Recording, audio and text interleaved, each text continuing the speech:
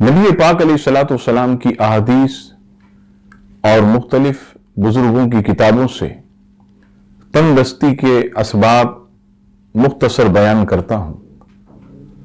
نبی پاک علیہ الصلوۃ والسلام ارشاد فرماتے ہیں کہ جھوٹ بولنے سے رزق سے برکت اٹھا لی جاتی ہے۔ کنز العمال شریف کی ایک حدیث پاک، حضرت انس رضی اللہ تعالیٰ عنہ اس کے راوی حضور علیہ السلام ارشاد فرماتے ہیں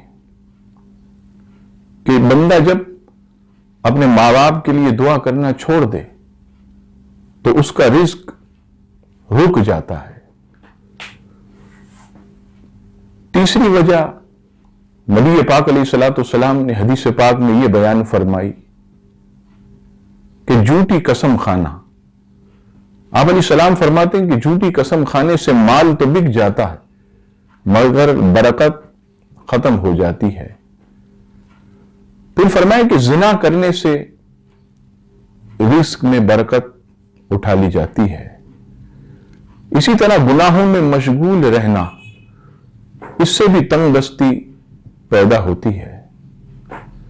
اسی طرح ناخن اپنے دانتوں سے تراشنا، اور یہ تو ایسی چیز ہے کہ جو برس کی بیماری بھی پیدا کرتی ہے۔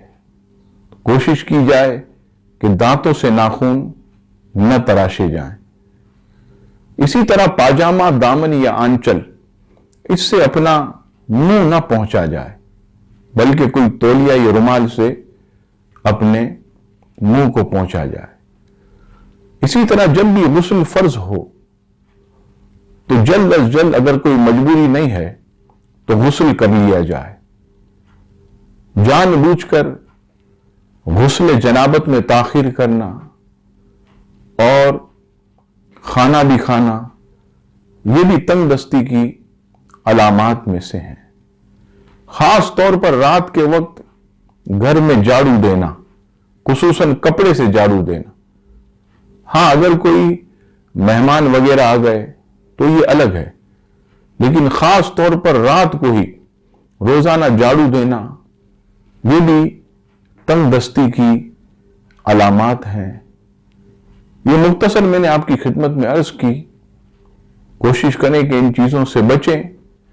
اللہ تبارک و تعالی ہم سب کو تنگ دستی سے محفوظ فرما کر فراخ دستی کی دولت عطا فرمائے۔